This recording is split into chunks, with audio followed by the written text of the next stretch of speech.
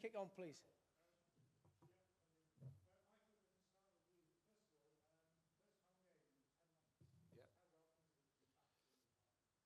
Really nice, actually. We've had a good few days. It's always nice to get back to the hotel and surroundings, and had really 2 good days training. Monday we had to, be very careful what we did. 1 or 2 of the lads were nursing 1 or 2 things, and the pitch is fantastic, actually, as good as I've seen it. So we're looking forward to the game tomorrow night.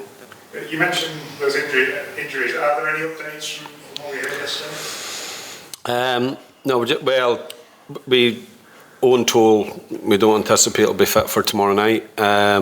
He's the only one really in the squad, and Jamal is due in the next couple of hours, which would probably make it quite difficult for him to start the game, but we'll see how he is.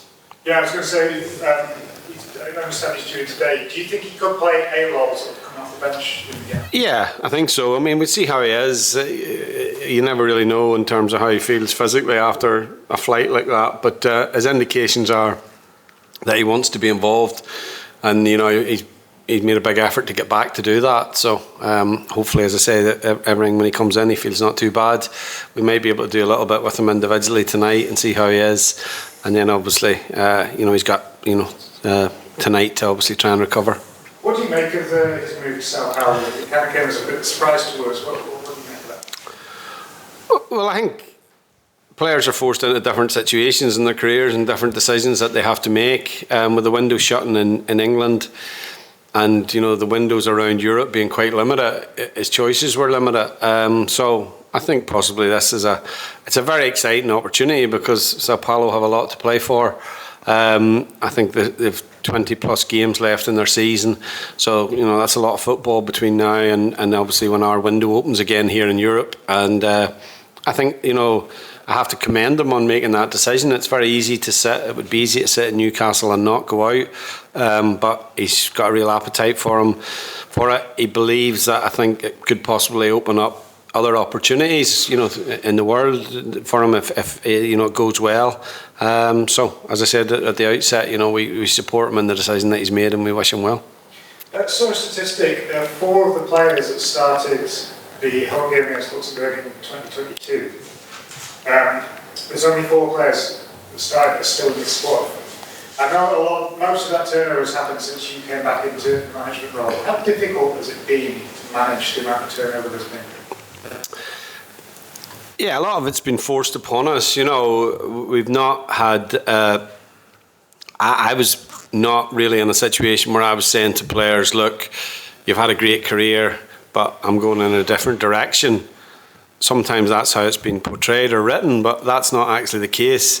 The case is actually more about, players have come to a natural end in their international career, and that the players that we are bringing through now have come through very quickly, and they're very young.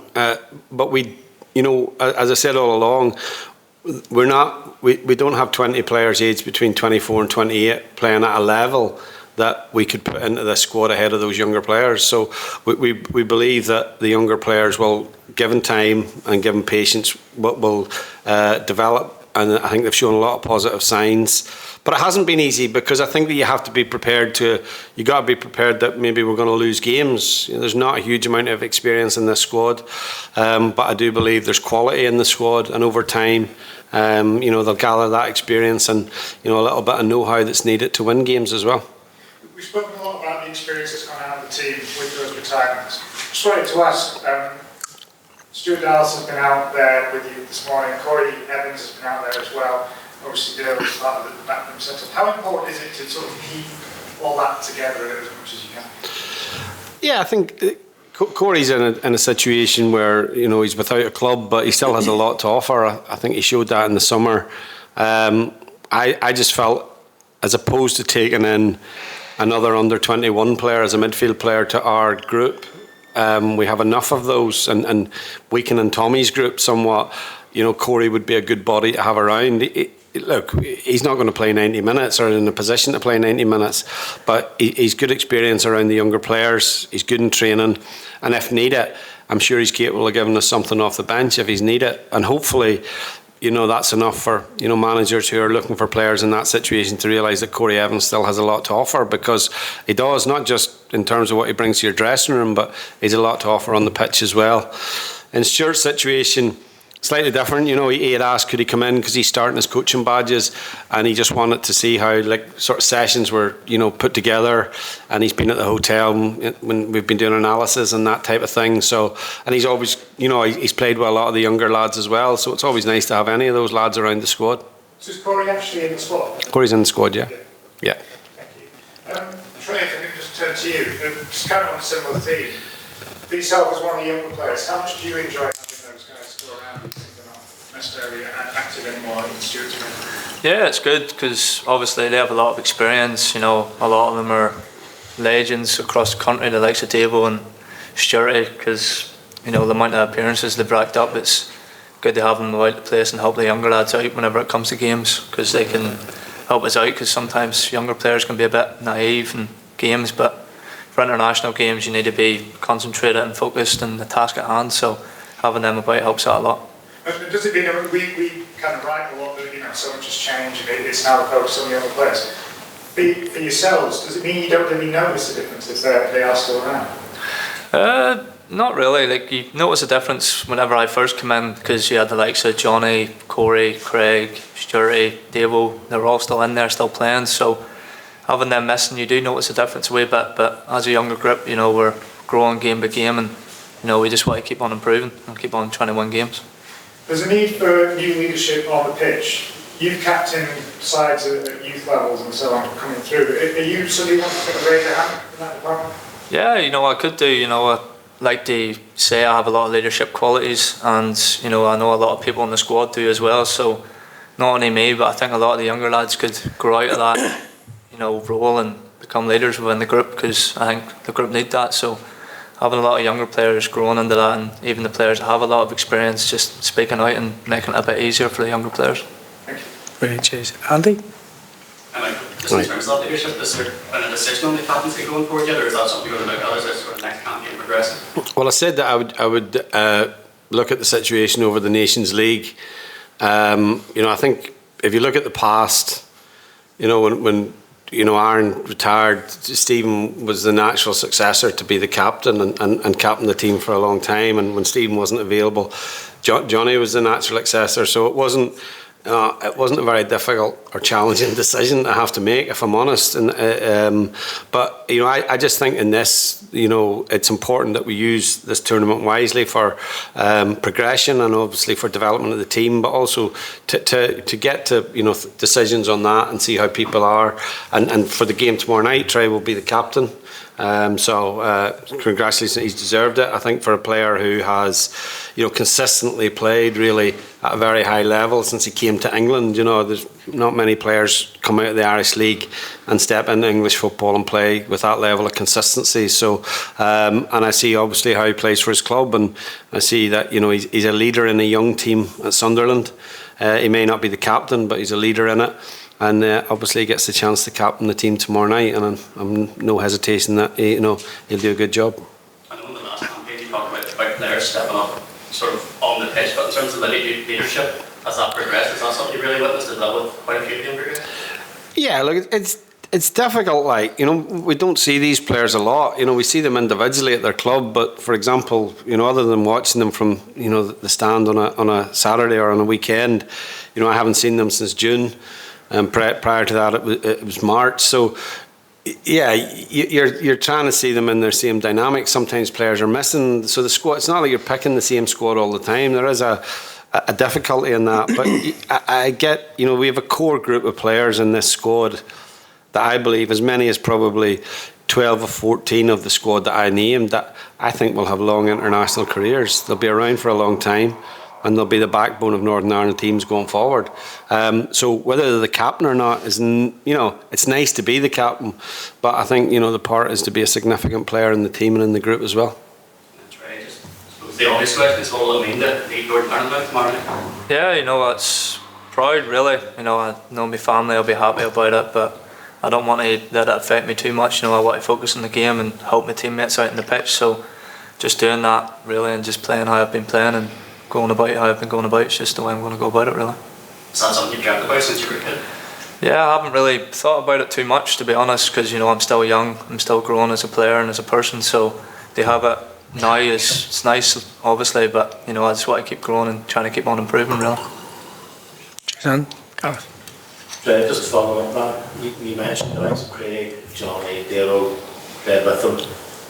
I mean, to follow on what Andy said, how proud does it make us follow the footsteps of those three guys who are legends for that? Yeah, I'm only at the start of my career. A lot of them players obviously are coming to the end and have came to the end, so I'm only starting out. So being able to even have a chance of following in their footsteps and have the career they had would be class, really, because they've had great careers and they've been excellent for Northern Ireland and the country. So being able to do that and being able to step up if I can would be lovely. Yeah. When you're playing, you hark back to your loan spell from the field of Ballymena, which I'm sure you could break through season. Do you think you're going to be, the envisaged sort of sitting here even at that point, when we knew you were going to have a long career in the professional game, the envisaged sort of sitting here when the captain's on about tomorrow night? Oh, it's been a fast process, really. I went on loan to Ballymena at the age of 18, 19, and here I am at 22 playing for my country. So it's been a fast journey, but I'm just trying to take it in my stride and trying to keep on impress and trying to play at the best level I can. And Michael, just in terms of these two games, what is results are obviously important, but how important are they in comparison to performances and the continued progression of sport? Results are always important because they build confidence and they keep positivity around the team, and you guys write nice things rather than writing negative things. So that's the way football is. So it's the way we keep positivity around the team, and that's what we have to do. Performances are important because that's where you really see your team progressing. You can play well and lose, but the most important thing is that we see progress in the team. But we want to win games. If we look back to 2024 to the campaign, we had 3 1-0 defeats here at home, narrow, tight games that probably a lack of experience cost us, I think, in those games, the nature of how we lost them. So those are things we have to learn from. We had a man sent off against Slovenia. We lost a goal right in the last minute against Kazakhstan when we should have obviously put the game to bed, and lost in a very tight game against Finland. So I think this group will have to learn that how to win games like that, and the key is, I think we're much better without the ball. We've done a lot of work in terms of how we are as a team out of possession, and that's something that we've worked very hard on, particularly in the last 3 camps. You only have 3 camps if you think about it in the space of 10 months. And there's been variation in the camps and the players that come in. I think that we want to obviously put on a show tomorrow night. We want to show that our positive side of this team, and hopefully we get the result that everyone's looking for. Thanks, Jay. Mark? Trai, there's a lot of talk probably about this international window and the timing of it. Do players care about that at all that's so soon in the season, or just what they do? I don't know, it just depends where you're at, really. For me, I just want to play games. I want to enjoy my football. It does come early in the season, but I think, for us, you just have to take that in your stride. You play a lot of games of football throughout the year, so just getting used to that is just the reality, really. For you personally, the start of the season, and it couldn't have gone much better for Sunderland so far, did it really? No, it's been nice. We've won 4 from 4. We're top of the league at the minute, but we don't want to get too ahead of ourselves. We want to take it game by game, and there's still things that we can improve on in the pitch, and I think us as players and the staff, I think we know that. Even though we've won games, there's still stuff we can improve on, so we just need to keep working. In terms, obviously, since the Denmark game, performances and results have been great, did you see a progression before that? Steady progression? It's probably obvious now. Yeah, like Michael said, we've lost 3 narrow games at home, which we think as a team that we could have done better and could have got something out of the game. And I think over the past 3 camps, I think we've done better at that than at managing the game and trying to get a better result. And I think we're growing as a team, that we can recognise that in the pitch, that we need to stay in games whenever we're under pressure, and whenever we're on top of teams, we need to take it to them and try and get a goal. So I think we're just learning and improving, really. Michael, just finally for me, obviously any team's going to miss Johnny. The fact that these lads have played quite a lot of games without Johnny already. That must be a bit of a help. Yeah, I think it is. The team moves on, and it has to. That's natural. I look at these group of players, and I see a lot of positive things. Trey's here, and as he talked about his where he was at the space he's come in 3 years. But what he's also shown a lot of resilience in that 3 years. To play consistently in the Championship is it's as hard a league to step into and break through in as any. And also then to have develop his international career in the same way. So I think that players. It's a good thing in a way. I want them to take more responsibility. I see them at their clubs. I see the responsibility that they have. So whilst you always miss great players and players that have been around for a long time, new players have to emerge, and that's obviously what we'll see over the next few years. Just one final. Yeah. How do you balance the sort of, there's a lot of optimism, there's a lot of excitement about this group of young players, but as you rightly said, there probably will be times when it's not expected because of inexperience. Like, how do you balance that? Well, I'll always look at the performance. I'll always look at how they are in the camp. This has been the easiest group of players to manage in terms of their application, because they're all pretty much at quite similar stages of their career. So, they all they're hungry to do well, they're hungry to learn. They're easy to coach, which is always generally the case with younger players anyway.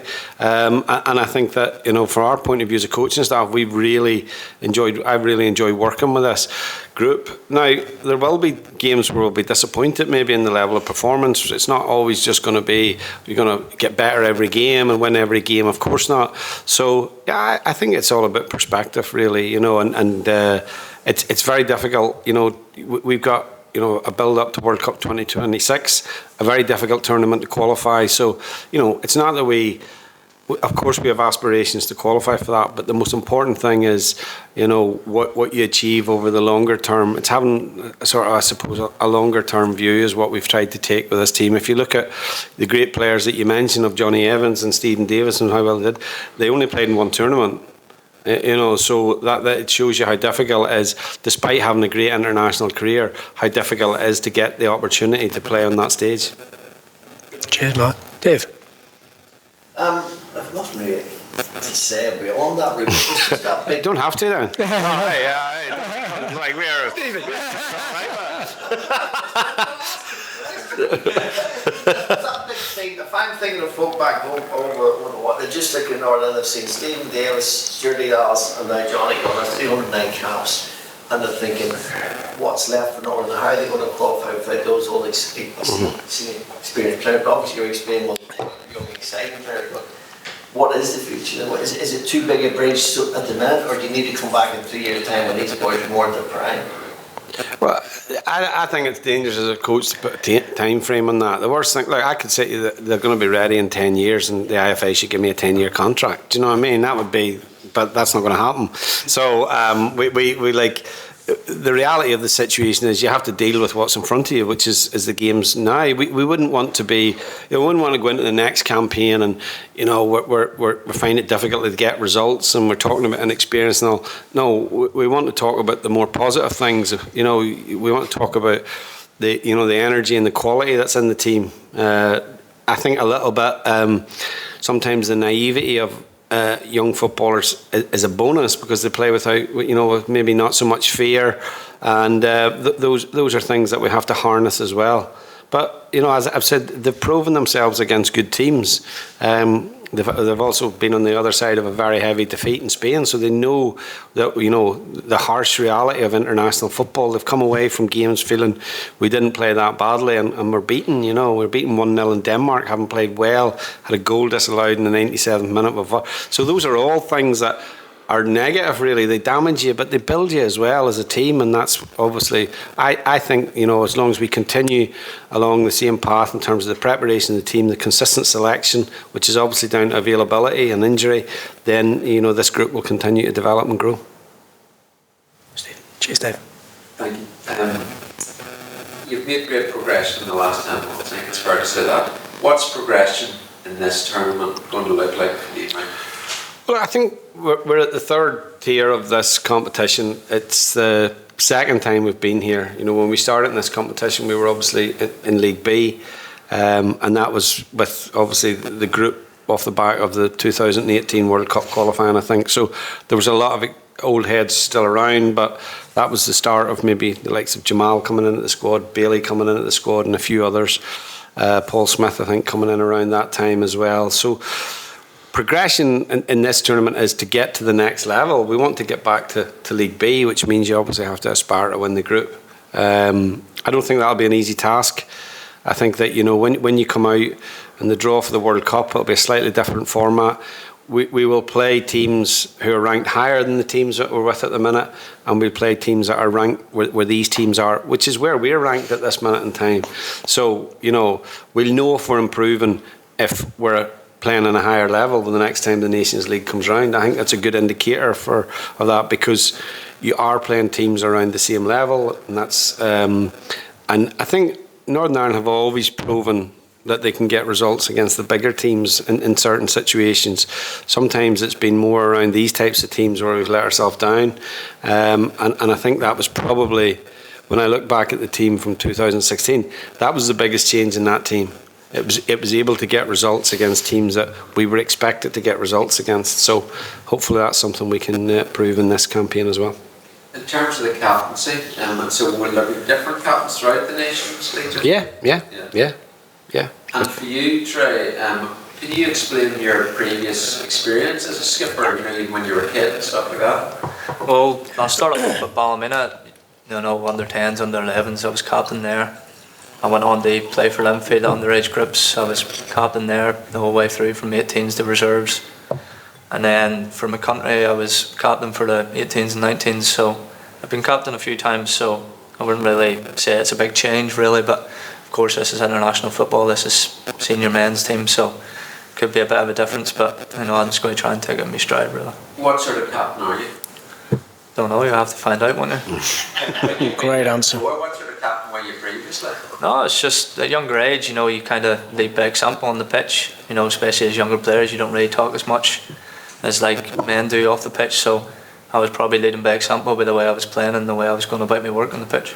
And how did you feel at the instant Michael told you you're going to have the armband tomorrow night, Trai? Well, he told me after training there, so it caught me a bit by surprise. But you know, it was nice to obviously hear that. But you know, as I said, I just want to take it in my stride and, you know, focus on the game coming up. Congratulations, it's a huge honour for you. Yeah. Thank you very much. Michael, it's the start of the campaign. What is your message to the fans? I say that with all sincerity. What is your message to the fans? Well, why don't you just write a message and attribute it to me? Do you know what I mean? Like, it's not like you haven't done that in the past. So, you know what I mean? So, let's get your message. My message. Well, my message seems that we've not played at home for 10 months. We want. I think that people, as I said all along, and I said to the players out there, I said, look, if you play with, you know, an energy and a conviction and the way you've approached all the games so far, and you play at home like that tomorrow night, the crowd will be with you, they'll come with you, and that'll make the game much easier and much more enjoyable to be part of. And the fans play a massive part, particularly with young players. Do you know what I mean? I think it's massive, you know, to stick with the team and the younger players, because there will be parts in the game where we maybe will struggle for a little bit, and there will be situations in the game that we could do better in. But you know, they have to play through that. They have to learn to play through that. You know, not every player in the team is very, very young, but like, you know, we've played now over the past 10 months, and I think our starting lineup in every game has had maybe 5 or 6 under-21s. So that's a young team when you put so many players in together. But I think, you know, with the backing, I think, you know, the most important thing as an international player is when you come and play at home, it is an enjoyable experience and you look forward to it, and that it's not something that you have, you know, you're anxious about or you're concerned about, or how the crowd will be. So we have to earn that as well. We have to make sure that in terms of how we approach the game, we earn that, and the supporters obviously have a huge part to play in that as well. It's a good message. Okay, probably a bit long-winded if you're on the headline. It was good. Yeah, I know you will, yeah. Stephen, final word. Megan, I was thinking now, this is the first time that Northern Ireland have had Ballymena double manager and captain, and then I think Stephen Davis, but is he coming back? Cully Yeah. Yeah, well, I don't. I'm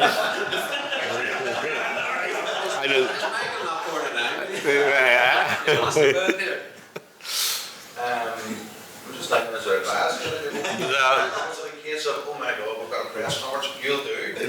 No. I discussed it with the coaching staff, and look, as I said, at the minute in time, it's a great honour for Trai, of course it is.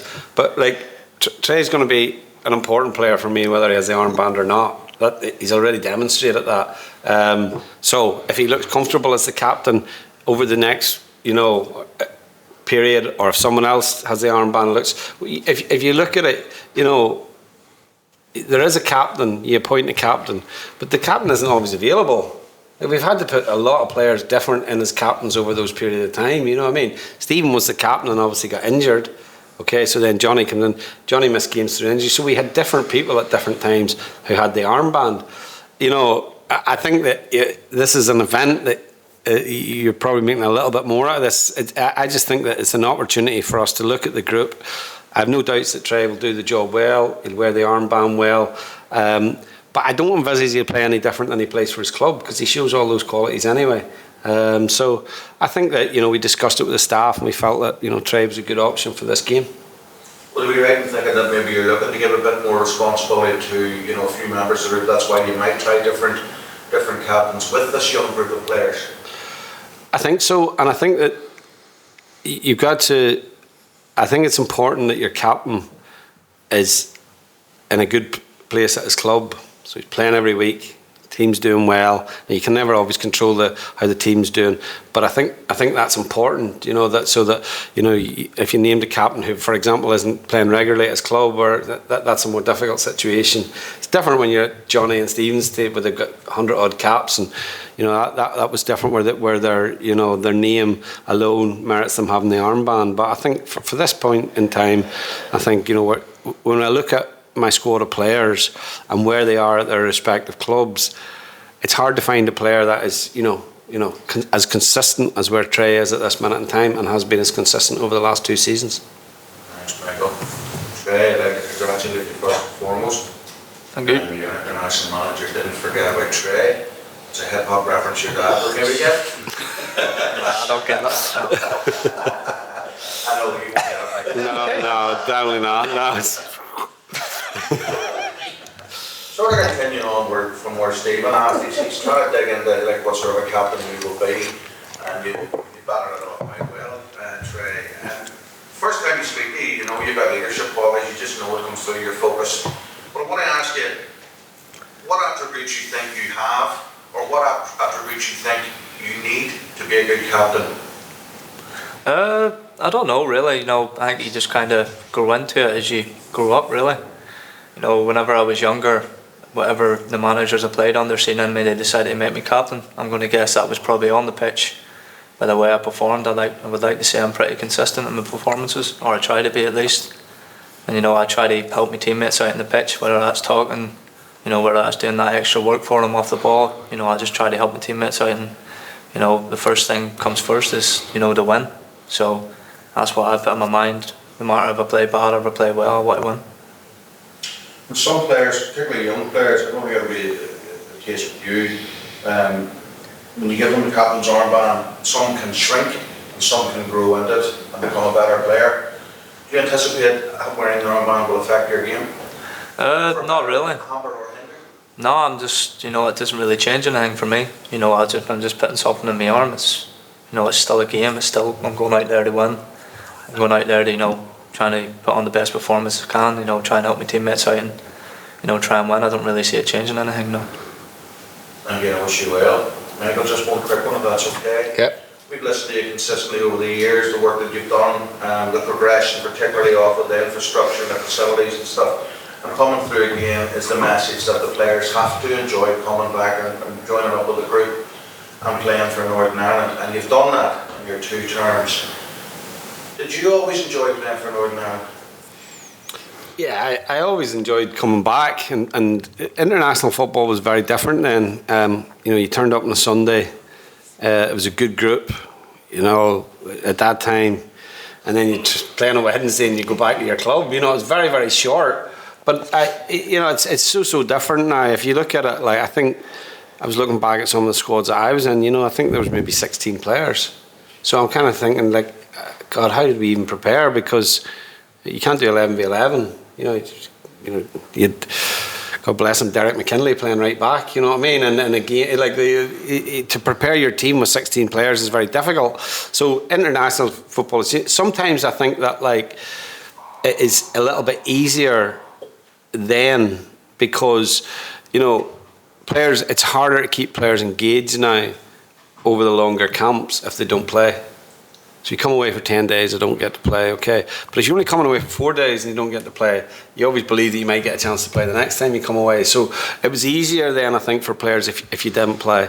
But yeah, it was great because we always, you know, we had a good squad. We had a good squad of lads. We enjoyed being in each other's company. It was there was obviously a social side to it as well. But we had a good team, and we probably, you know, I always feel as a team over that era we maybe could have done better than what we did.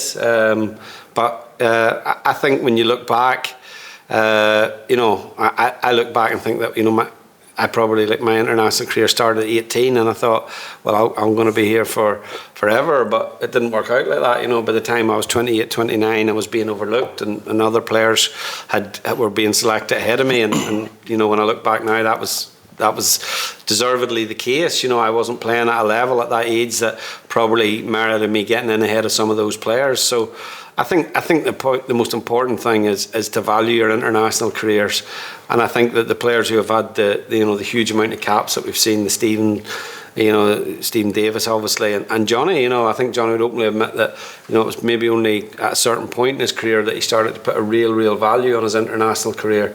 So hopefully, you know, that's a message that we've hammered home to these players here, that, you know, like, I think I was reading, is it Cristiano Ronaldo was 2,212 international caps. Like, you know, that's a lot of time spent in hotels, that's a lot of time spent travelling, and you can't get the caps unless you turn up.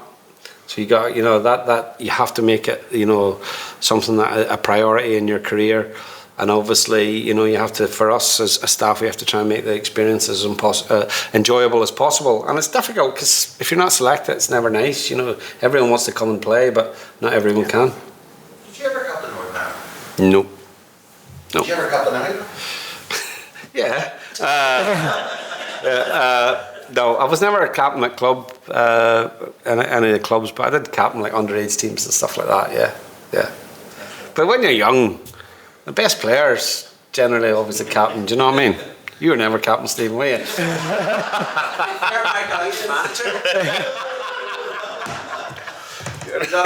That's us. Good luck.